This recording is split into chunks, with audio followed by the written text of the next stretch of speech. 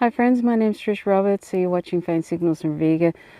So the attempt to overthrow the democratically elected government of Chile and President Maduro continues with most of the faux left, the pretend left, the liberal media being on side of basically an appointment from a foreign country to a sovereign country, an appointment of a unelected person who hardly anybody knows about, and basically then going in and stealing their resources.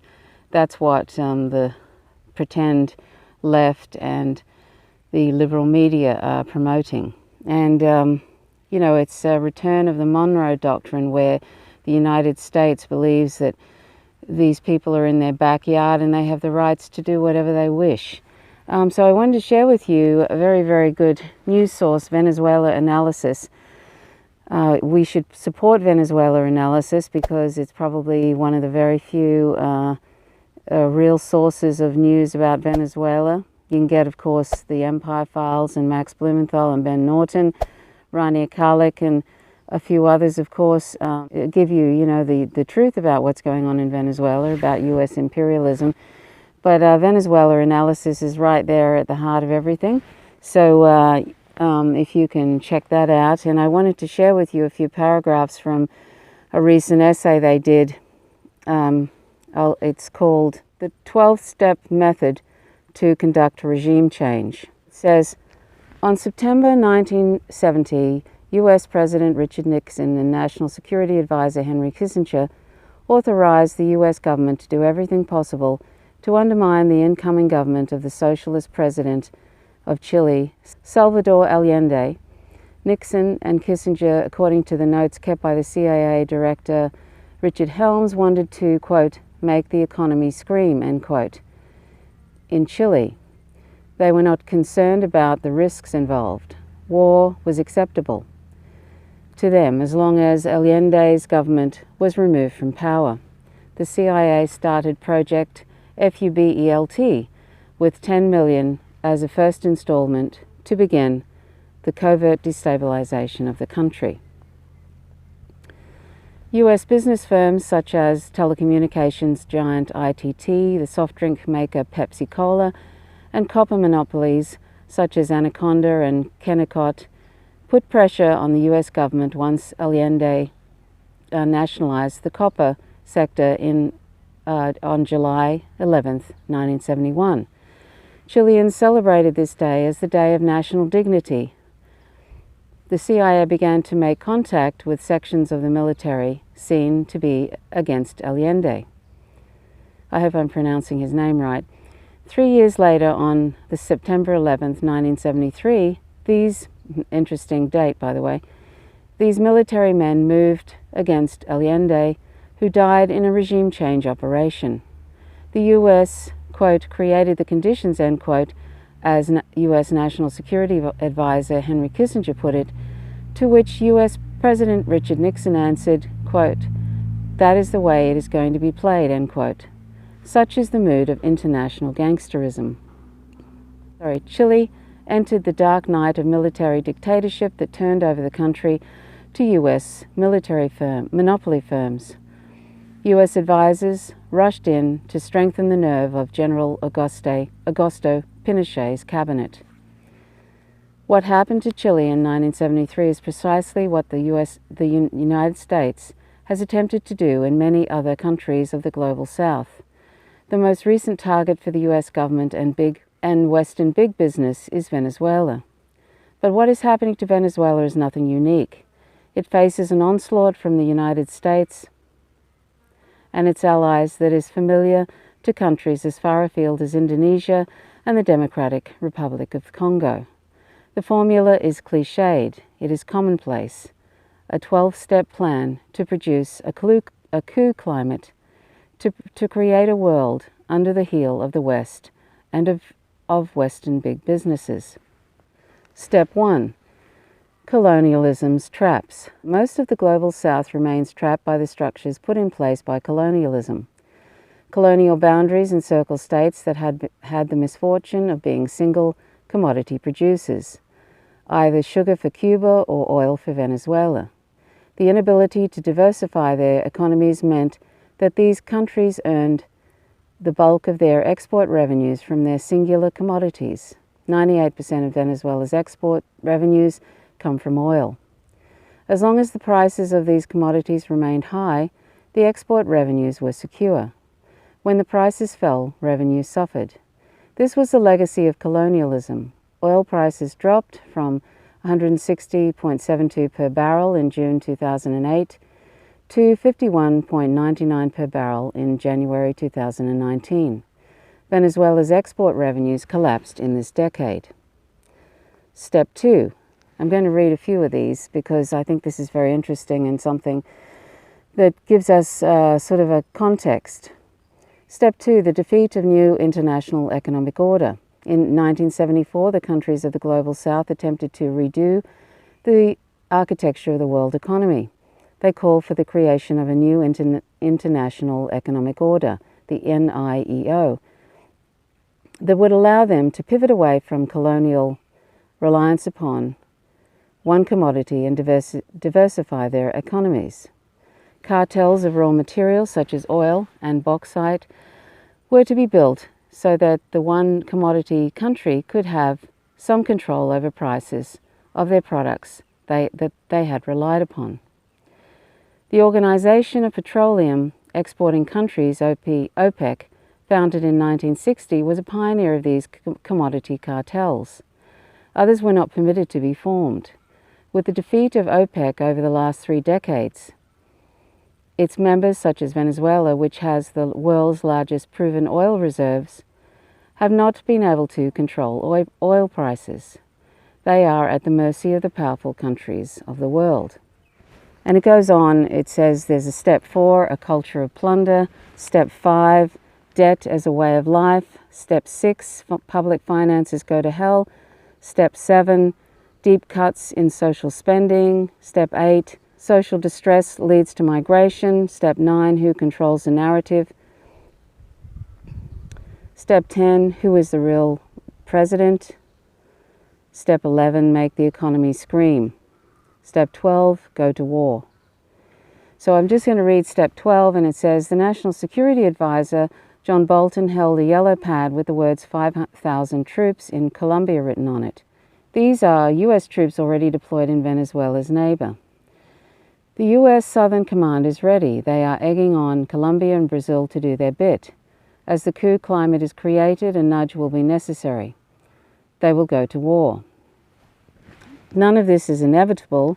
It was not inevitable to Tina Sila, a commander of the Partido Africano para, this is a very long word, so I'll just do the acronym, PAIGC, who was murdered on the 30th of January 1973. She fought to free her country. It is not inevitable to the people of Venezuela who continue to fight to defend their revolution. It is not inevitable to our friends at Code Pink, Women for Peace, whose Medea Benjamin walked into a meeting of the Organization of America's States and said no. It is time to say no to regime change intervention. There is no middle ground. So that's Venezuela Analysis. You can find them at venezuelaanalysis.com. So it's a really good article, and I would read it all, but I think I'll just leave the link, and you can check it out. But it outlines how regime changes take place, how the U.S.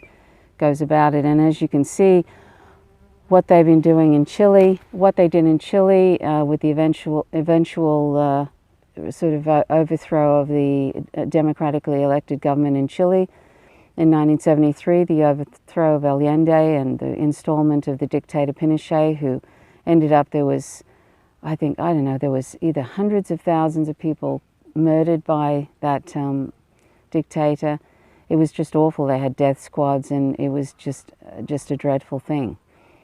And that's, what sadly the U.S. empire does, is continues to install dictators and puppets. And when the puppets and dictators then start to do their own thing, then they get rid of them, like they did with, say, Saddam Hussein and people like that. And I've shown you on numerous occasions the list that William Bloom compiled. He's a historian who died in late December last year, and he compiled this list of the many countries that the US has done this to. And yet, of course, a lot of the US citizens either don't know what their government is doing or they don't care. They're kept in the dark, or they don't care because they benefit from it. And there are a lot of people who call themselves progressive who they're very concerned about domestic policies in their country that affect them, but they're really not that interested in what their government is doing to countries overseas. You know, they don't care about coups really, and in some ways they benefit from those coups. They will benefit from the stealing of Venezuelan oil. I mean, they have the largest reserve documented of oil. So, you know, and there's other resources too, gold, etc. And, you know, things like the UK government withholding gold from Venezuela. They carry on about Venezuelans being starving, which is an exaggeration. There are a lot of people that are not starving. Of course, the economic sanctions that have been put on Venezuela by the US are crippling, and it's literally like that article said. It also is making the economy scream. But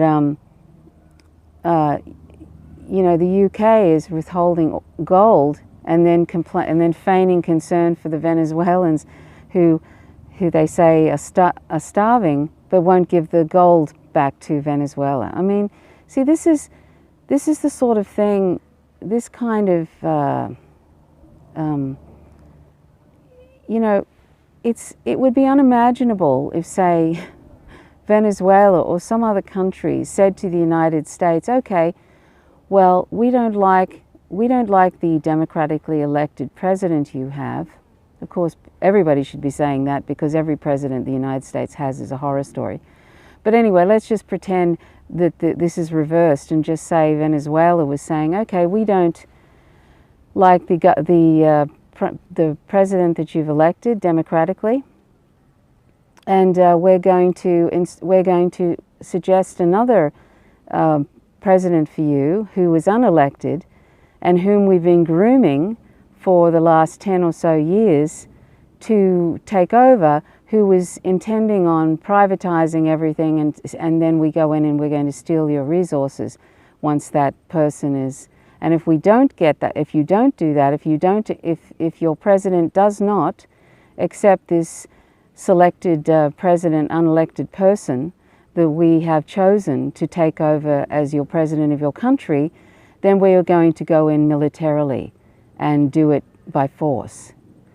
And also, you know, I mean, this is the sort of insanity and arrogance that the US is putting on Venezuela. Could you imagine the United States permitting any country to dictate near those terms, telling them that their president is unacceptable to them, and that we've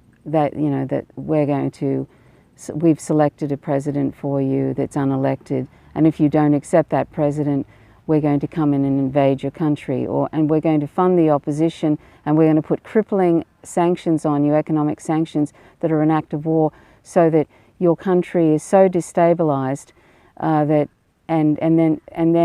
then we're probably going to militarily invade through the proxies of other countries whom we've also managed to get to buckle under to our will.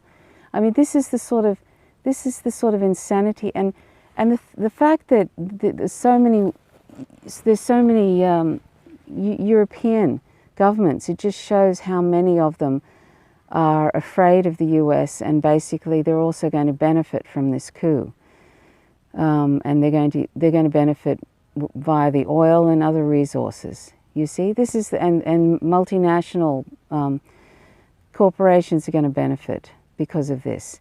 I mean, it's disgusting. Just going in and it's thieving, it's gangsterism, it's it's just, I mean, you know, and it's happening right before our eyes. This is just one in like 81 sort of thing, 81 attempts, either successful or unsuccessful, to overthrow governments in the world that the US has been conducting. And they've been working on this for a long time. This is the second coup attempt against Venezuela. And the reason they don't like Venezuela is because Venezuela is a socialist country. And they've been the US has been trying to stamp out socialism and communism and vilify any country who wants to chart their own path and be a sovereign country, which they are. The US, if you do not submit to them, they will find a way of somehow overtaking your government, either by covert means or in this case, just out in the open. It's totally out in the open. Now, if the US, if Trump actually invades Venezuela, it's going to be so ugly. Like Maduro said, the president of Venezuela said, it's going to be like another Vietnam. But the US does not care about lives. They don't care if there's bloodshed in Venezuela. They've been helping fund the opposition and the guerimbas who go in and they burn people, literally burn people alive. And Guaido, the guy that they want to put in as the president, is associated with these guerimbas. In fact, he has actually participated in the violence. They've been grooming him for a decade or so. And there's a lot of, there's Venezuelans who are also sort of upper class Venezuelans who want to see the overthrowing of Maduro because they want their, they benefit from neoliberalism. They benefit from privatization. So there's a certain amount of that too. And yes, Maduro's made mistakes economically, and you know, there are problems with him in that regard. But you know, what country? Look at the US. It's in a fucking shambles. It's in a shambles. It's got rampant poverty, social inequality. It's got this police. The state is killing 3 black people every day, and pretty much they get away with that. There's a list as long as your arm of problems with the United States. They don't, their education, they're trying, the neoliberalism and neoconservative Congress members are trying to destroy the public education system, and they're doing a great job of that. I mean, Venezuela is actually way ahead in lots of ways. You know, before all this economic sanctions that are crippling and all of this, it was actually doing very well, getting people out of poverty and all of that. But that's unacceptable to the United States. They want to be able to go in and pillage and plunder any country in the world. They want full spectrum dominance. And William Bloom, the historian, said the US wants world domination by any means necessary.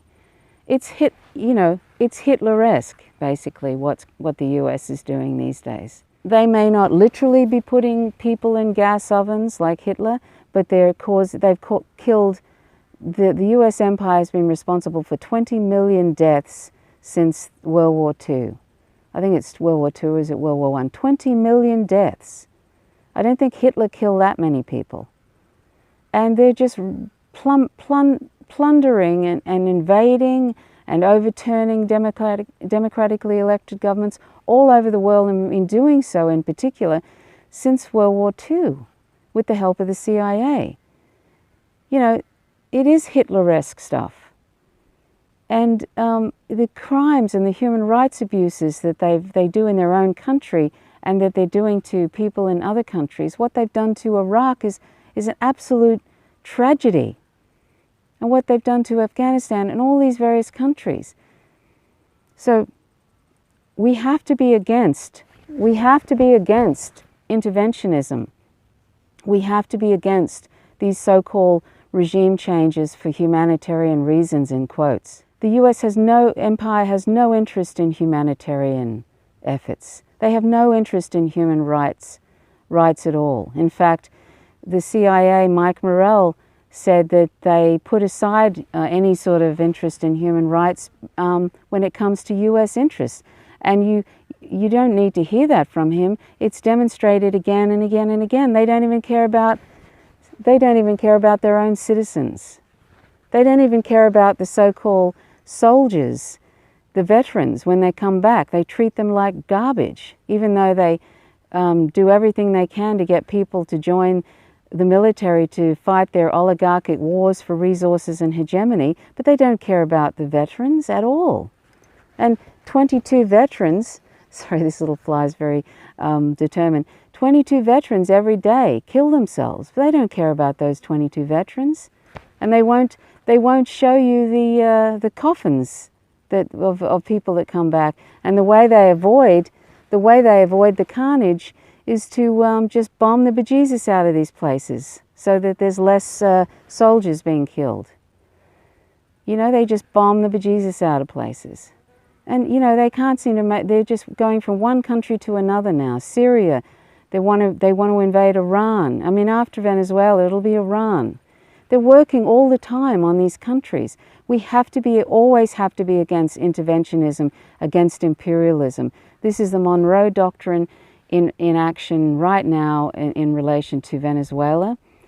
You know, this is just appalling. And I wanted to point you to an amazing interview by Max Blumenthal about the I think it's the NED, the National Endowment for Democracy, which is an organization that actually assists in regime change. And it's constantly working to help with regime change. It's appalling. Anyway, it's amazing, and I'm going to leave a link to it. Or you can look it up, Max Blumenthal and the National Endowment for Democracy, NED. But I'll leave a link to it. You must watch it. It's really amazing. Anyway, so that's really all I wanted to say. We have to be always against interventionism, always. Because particularly when it's involving the U.S. empire, because they do not ever have good intentions whenever they become involved in so-called humanitarian efforts. There are no good intentions. It's about eventually taking over. It's like almost like inviting the mafia into your life. You know, they have a way of making you pay, and if you don't do what they want, they'll have a way of either knocking you off or disappearing you or whatever. It's that kind of way now. It's been like that for a while, but it's very, very obvious. And Trump is just the mask of empire taken off. He's very crass, but it's always been like that. It's not a Trump problem, it's an empire problem. So anyway, please support Venezuela. Please share independent journalism. I'll leave some links to some really great articles. There's a lot. You have to look for them though. There's a lot of good articles and there's a lot of propaganda. A lot of propaganda. So I'll do that. And please subscribe if you like the content. Please click the like button if you like this video, and click the notifications bell if you want updates when I drop a video. And please leave comments if you wish to. I always enjoy comments as long as they're civil. And thanks so much for watching. Till next time. Bye for now.